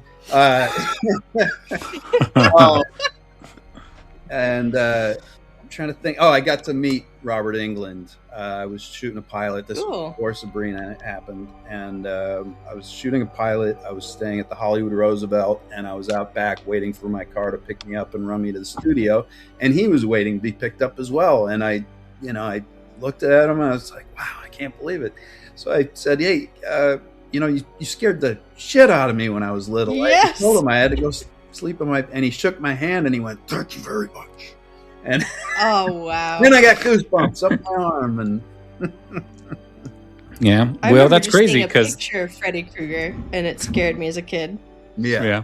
But then I Well, they was the say kid that- who bought the mask and the glove and went as Freddy Krueger Mhm. for Halloween. So I collected all the horror masks and stuff, and I would make all these Awesome. bodies and stuff them with my clothes and hang them by wire coat hangers on the wall. So cool. All my Yeah. sister's friends, there's a kid who wouldn't walk by my bedroom unless the door was shut because of all the Aw, stuff I had going in there. that's awesome. So I love. What about you, Much as it Curtis? scared me. I loved horror movies when I was a kid. I'm I also still a big do. horror Yeah. fan. Yeah. And the one that gets me though, and to this day it still makes me very uncomfortable, is The Exorcist. Yes. It's one of my favorite movies, period. It's one of the things that made me excited about being a filmmaker ever, because the construction of that film is amazing. But it's also it also completely terrifies me. Not the other ones, course, not the sequels. I enjoy the sequels. I enjoy a good jump scare. I do a regular horror movie watch from September through Halloween. I love them. I've made some terrible horror movies of my own in the past. But The Exorcist still scares me. My wife can still hold over my head the fact that when we were first dating, I insisted that we watch The Exorcist and then freaked out about 15 minutes in and abandoned her and ran away. And then just left her with the movie. And she was just like, this is embarrassing for you. What is this? What are you doing? We did a whole episode on The Exorcist. Oh, sorry. Go ahead. No, we did a whole episode on The Exorcist. Well, on the real life case that The Exorcist was based on. Yeah. But yeah. Well, that's part of the thing. I didn't like that it scared me. I still don't. So I got really into the research of everything about it, because I figured the more information I had, the less it would scare me. So I know behind the scenes everything, and of course that leads to a series of its own scary stories. But the original story that it was based on, and that exorcism, and so I know way too much about that movie. It still gives me the heebie-jeebies. Like, it still gets me. Like, that didn't help at all. Yeah. But there's also really neat little things that are in the back. They did such a good job constructing that film. When they're doing when Father Karras is listening to the voices from the recording, I'm getting chills just thinking about it right now. When they do the wide shot of him sitting with the headphones on listening, there's a Japanese phrase on a white sign with red kanji. And in Japanese translated, it says, "Help me." So no way. If you know Japanese, you're seeing that and go, "Oh, it's in your subconscious." They're doing so many things in that movie to set you off on a subconscious level that you don't even realize that they're doing. And they have the sound of bees trapped in a jar that they just kind of run at an almost inaudible thing because it sets off your fight or flight response. Wow. The sound of gnarling, growling dogs off in mixed deep in the soundtrack, like only on one side though, so you don't get the benefit of balance. And not just in the Iraq scenes, but like when you're walking around DC, there will be growls and snarls coming from dogs that aren't necessarily on screen, just to kind of upset you. Yeah. When they did the version you've never seen in 2000, they made a lot of these things really overt, and it didn't bother me. I could watch the version you've never seen that they re-released, because all of a sudden it didn't feel. It felt too in my face. It felt like a horror movie. Yeah. But watching the original Exorcist still feels like you're watching a documentary that you shouldn't be seeing. There was a magic to all of those sort of, especially the 1970s, maybe early 80s horror films, that was just so, it's like the Hitchcock effect, where it just unsettles you enough throughout the film that you feel destabilized. They didn't show you anything back then. It wouldn't have been allowed in cinemas if they had shown you the type of gore, like violence and disturbing content. And they didn't have the CGI to show you sort of supernatural things like they do now. But I just feel like they were so much more disturbing, because sometimes what your mind imagines is so much worse than anything they can put in front of you on a screen. Yeah. And I feel like they've totally lost that now. Well, so like when they remake films and they spoil them, I mean, there are good things about them. I'm not trashing the films, but like they definitely remake a lot of these 70s horror films now, and I'm just like, why did you do that? It was perfect the first time. Like the Amityville Horror was one of my favorites, the original. And then they remade it and sort of they showed the monster. You don't do that. No, you see the monster. You know? Yeah. But yeah, it was so much better when it was just like 2 pinpricks of red light out the window was the only suggestion of a physical anything throughout the whole film, Yeah. you know? Yeah. But yeah. Well, there was a cinema verite in the 70s was such a cultural touchstone. It made it feel real. I think that's why, because that's the missing point, right? Like, it's the authenticity and the feeling that this is something that's really happening that makes it so that it's actually terrifying. When you can, the Terrifier series of movies are neat, fun horror movies. As a genre horror movie, they are fun to watch. Totally disgusting, absolutely brutal, but fun to watch. But you understand that they are made for effect, so it doesn't have the same kind of feeling to it. The Exorcist 3 is a very well-made movie with some extraordinary jump scares and some really solid imagery. But it feels like a horror movie. But some of those 70s films really followed in the verite, and that's part of the reason why the director got the job on The Exorcist. But I've also never been able to watch the original Texas Chainsaw Massacre in one full go, not because I'm scared, but because I feel dirty watching that movie. It feels gross to watch that movie, and I need to stop it for a while to take a break and kind of just get back to good. Yeah. And then, but this is also the same decade that gave us Squeal Like a Piggy. What am I thinking of? Geez. I know exactly what you're talking about. Dueling Banjos. Yep. Deliverance. Deliverance. Yes, thank you. Yes. Burt It's the Reynolds, same. right? Yes. Yeah. And Deliverance is a terrifying film because it feels like something. I had an old director of mine back when I was doing musical theater, and we were talking about scary movies, and he was like, the thing that terrifies me about Deliverance is that it feels like what you and your buddies would do in that situation. And they don't make it out okay. So you wouldn't make it out okay. And I was like, yes. Oh, I didn't even think about that. Oh, that's awful. Yeah. That gets you. It's so true. Yeah. And I think that's why found footage movies in modern day have the best track record of actually being scary, because they are able to transfer that reality. It looks like something that you would be doing now. It looks like something that you could capture on your phone.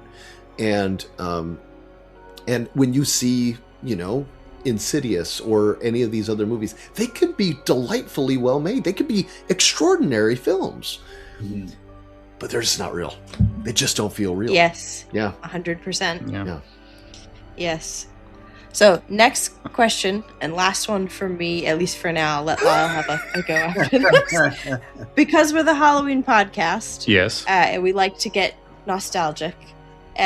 Did you guys celebrate Halloween growing up? And do you have any favorite, Halloween memories, whether they be things that you did, or stuff that you bought, or costumes you had?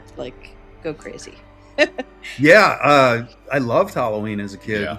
And my mother was very much into it as well. When I was very little, she would make all my she made a very realistic E.T. costume for me when I was a kid. Oh, that's so cool. That's cool. Yeah.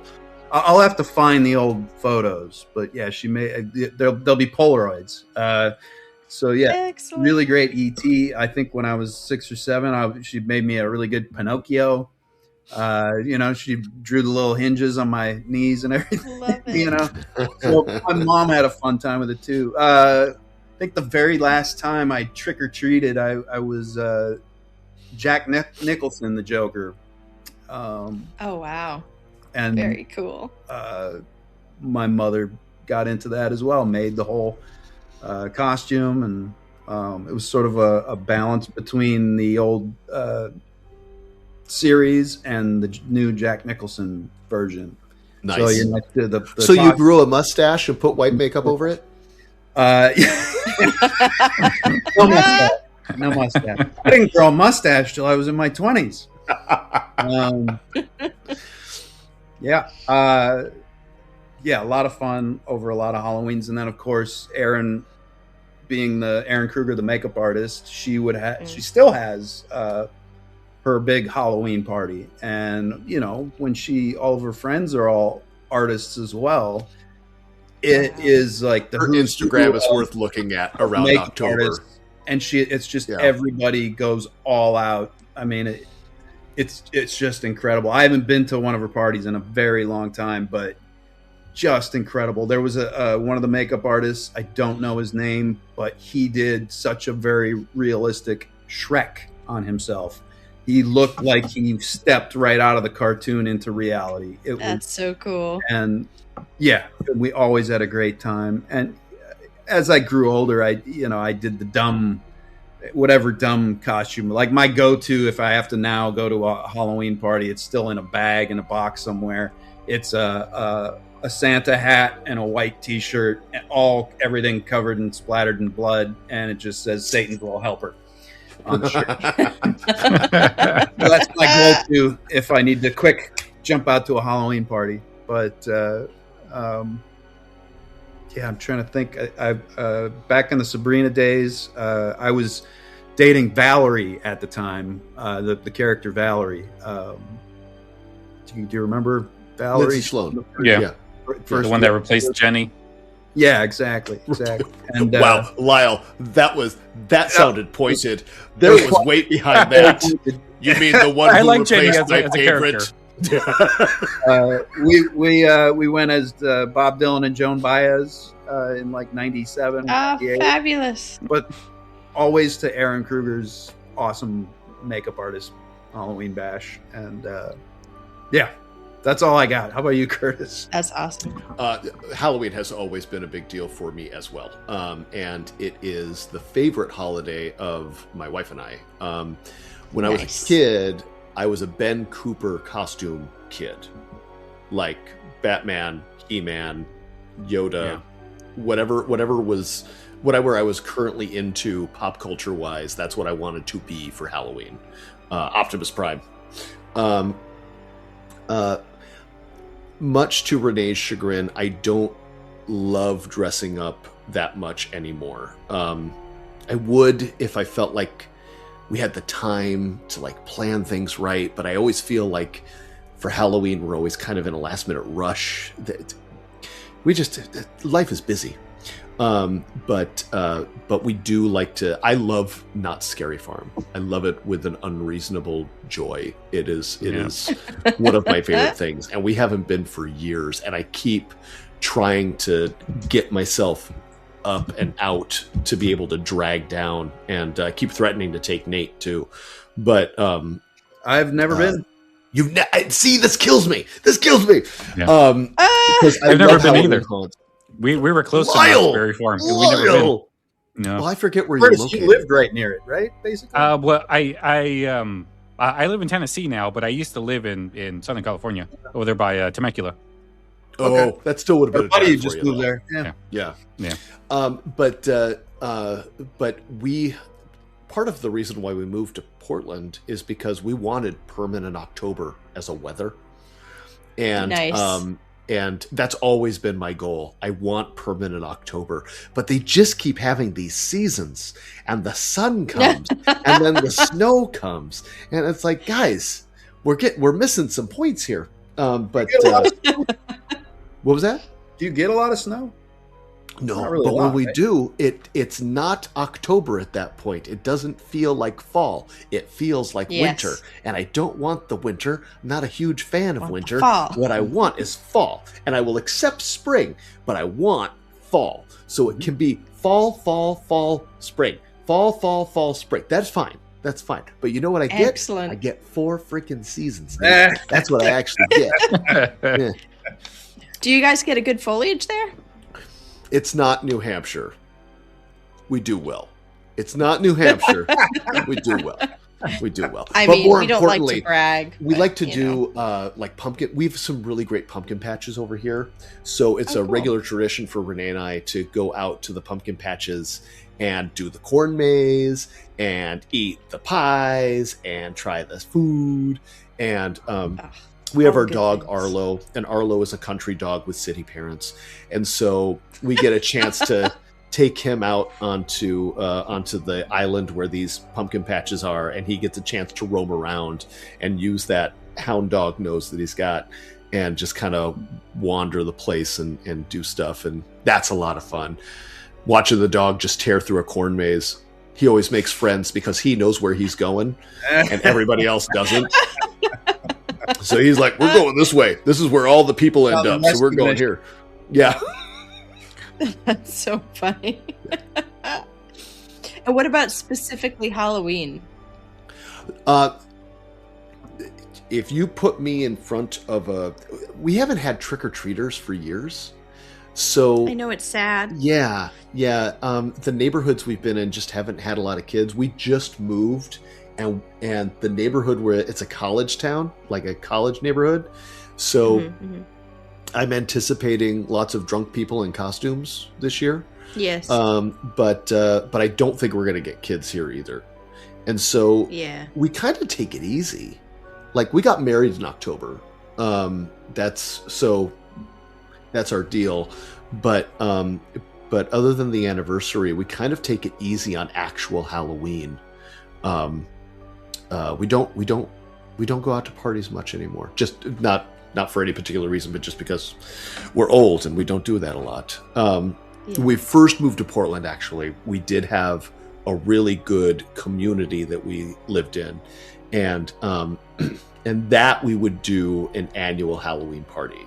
But Excellent. after a few years, everybody kind of goes to the four winds, and now it's like, oh, we could do something. I don't know that I want to be responsible for planning it, though. I kind of just want to See, go. I love that. Yeah. I get that. There's the nice thing about being the spectator, but I'm also that person who's like, I want to do all the things to make the experience awesome for everyone else. We Megan, didn't get we married will in happily October, come but to your we did have party. our kids around October. And everyone Yeah. was like, did you plan that? I was like, we didn't, but it's an excuse for a party. Right. Yeah. Yeah. Perfect. I spend the rest of my life planning things. I really just need to be able to show up to something now. That's somebody else has got to do that. Yeah. Well, you showed up here to the Halloween podcast. Darn right. Yes. Darn right. We should have done costumes. Yeah.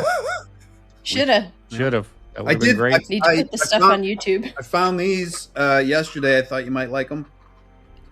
I'm not going to put them in my mouth, but these are the when I turned into Beast Man.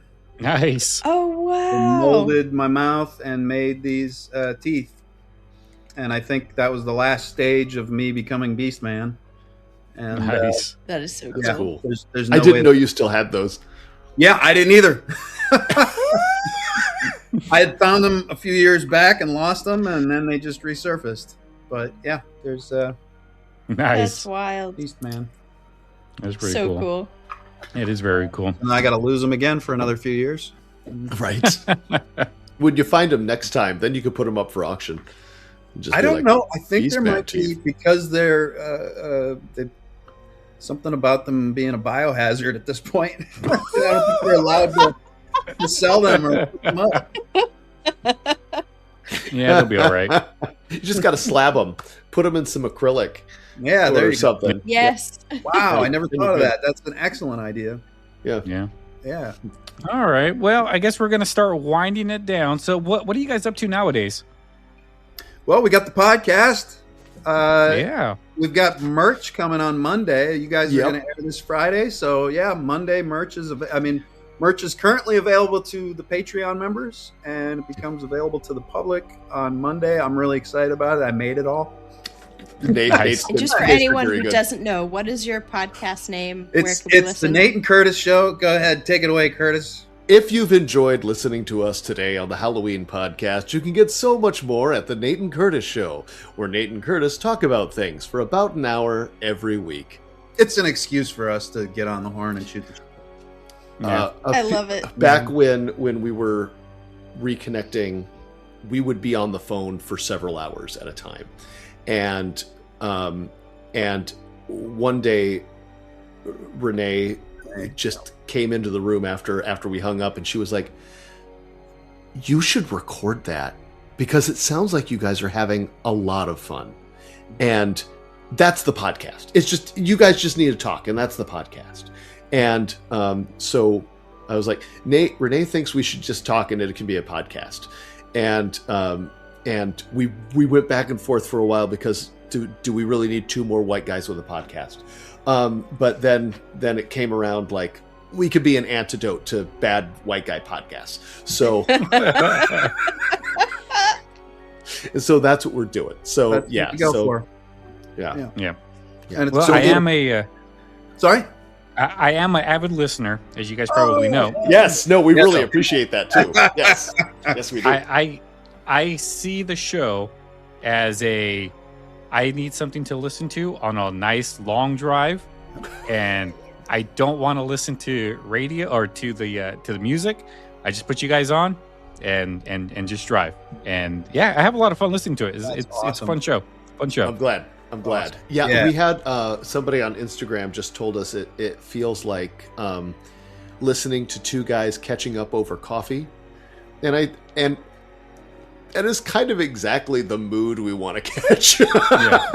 I love it. Yeah. That's how I feel too. I feel like Yeah. I'm the third person that's there just listening to two guys talking, and I'm just sitting there watching them. That's all it is. That's Yeah. It's very simple. It's very fun. That's what we go for. We have to sometimes remind ourselves that there's people listening who may not know exactly what we're talking about, and then we have to go, oh, wait. There are a couple episodes that are coming out over the next couple weeks where editor Curtis actually has to pop in and be like, hey, so you need a little context for this. So this is what we're talking about. This is what's going on. We just kept talking and yeah. I didn't know. That's Yeah.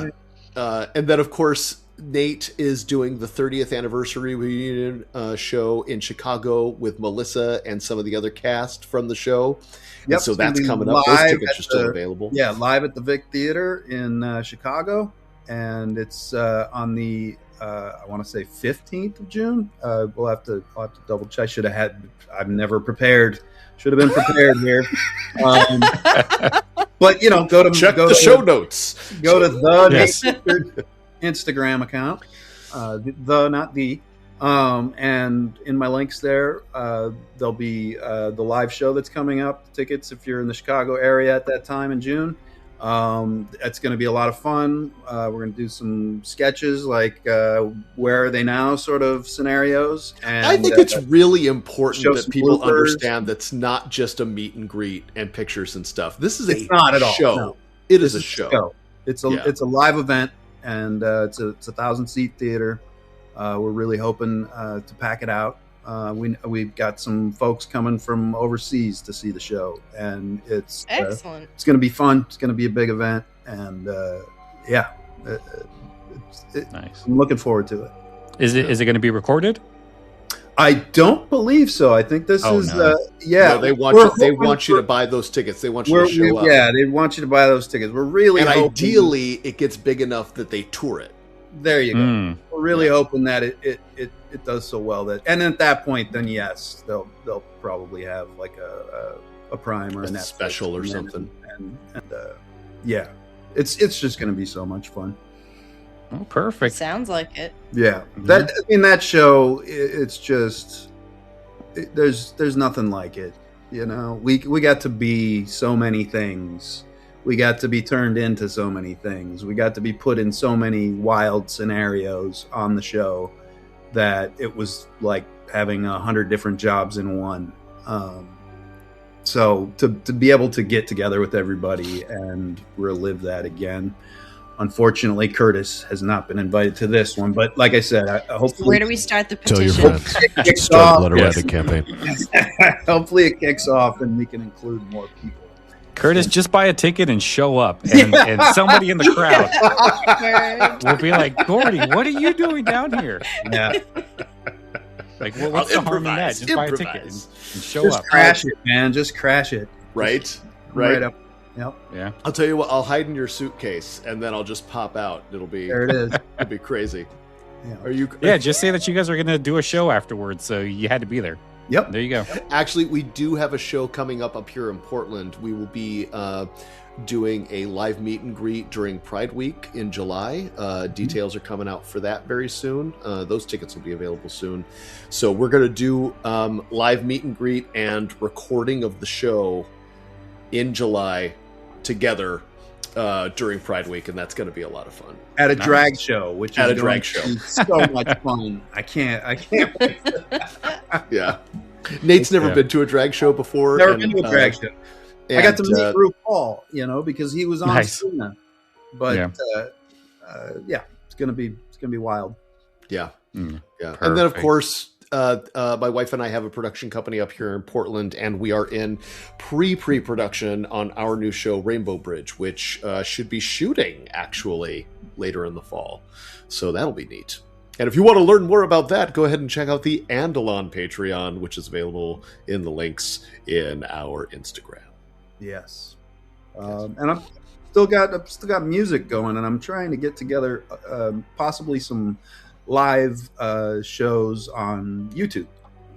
Get some friends cool. together and play some songs. I've been a songwriter all my life since they started putting me in the trailer, the whole hurry up and wait business of acting.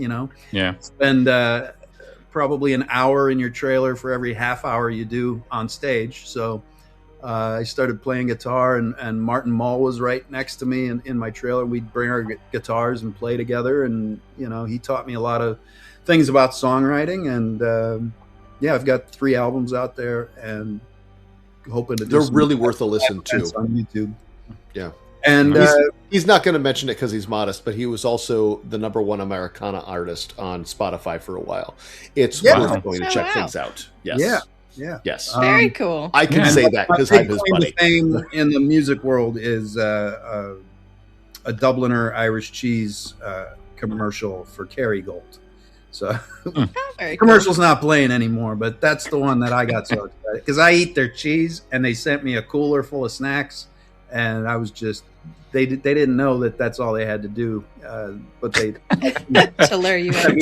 Giant. We're sending the cheese. Yeah, they could have just sent the cheese, and I'd have been a He got the check and he was like, check, cheese. It's, That's the bonus. It all went down, man.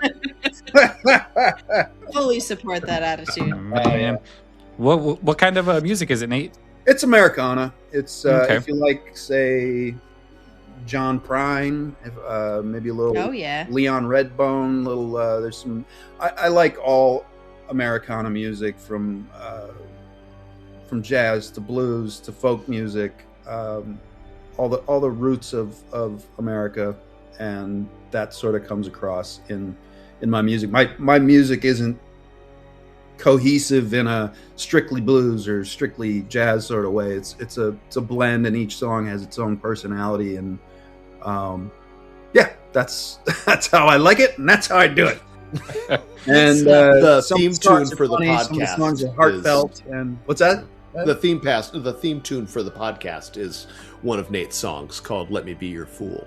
Yeah, And, and that's a bluesy one. And Okay. we got to make a really fun music video for that particular song, and that's out there on the YouTubes as well, and links in the Instagram bio. I think Instagram is basically where to go to find all my stuff. I do have a website that I need to update.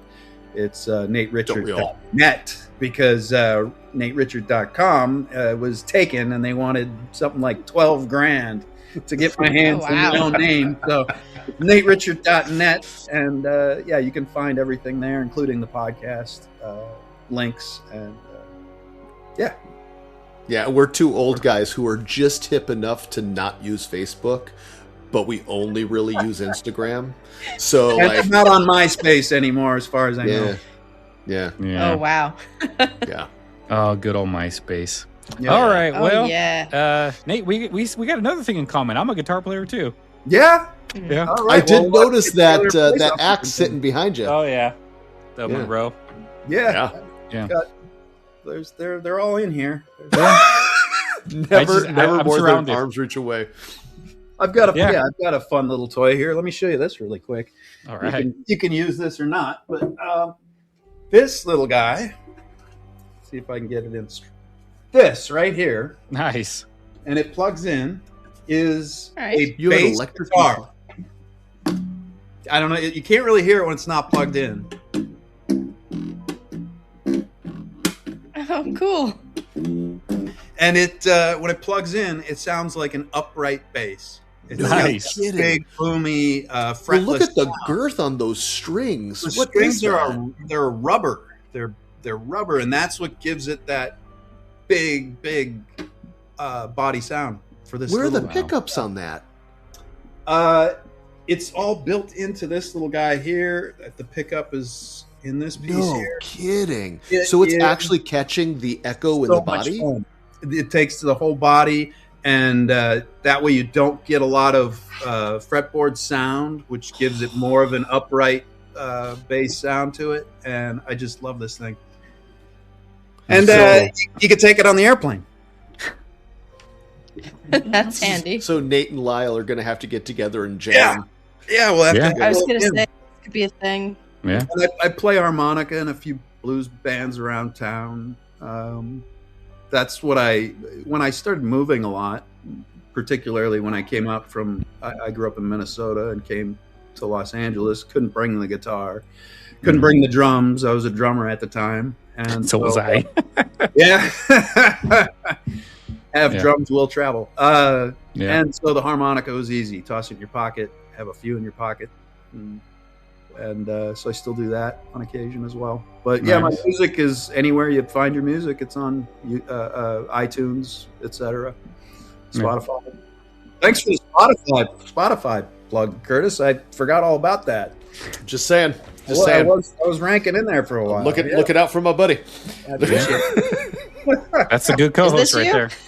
That's me. That's it. That's a I was still like- shot from the I music was video. thrown off by the facial hair. Yeah, I regret not shaving that before doing the video. Is that a good Megan? I didn't see it. I don't know if you'll be able to, but it's just on my phone here. Oh man. Nah, Yeah. bad picture. I'll send it to you. Okay. Yeah. Do that. We're sharing it now. Yeah, and if you can't find it for whatever reason, I'm sure the links are in my Instagram bio. The Nate Richert, and still All right. at it, still having fun. Good. Good stuff. Good. Well, thank you guys so much for coming on Yeah, the show. thank you. Thank you. We I really appreciate y'all. Thanks for Yeah. watching the show and having us on. Yeah, Yeah. of course. It's been a blast. It's been a surreal moment, really, because honestly, 10-year-old me never would have thought I would have been able to talk to Gordie and Harvey ever. Same. But that's kind of like that's a weird thing now. It's like people are more approachable than they were back then because there was no social media back then. There was no way of Yes. Yeah. Yeah. getting in touch with anybody. So the only thing you could do is send a letter, and that's it. Yeah. Yeah. And Um, hope someone answers it. So yeah. So I am very I am very grateful that social media has become a thing that I can relive my childhood and actually talk to some of the people that I've admired over the years. Yeah. But again, thank you guys so much for coming on, and Megan, thank you for being here with us. Thank you, Lyle, as always. It's been All fun. right. Perfect. All right, guys. Well, thank you guys so much for listening, and I'll see you guys next time. Have a good night. Happy Halloween! Good night, guys. Yes. Good night, guys. Bye. Bye.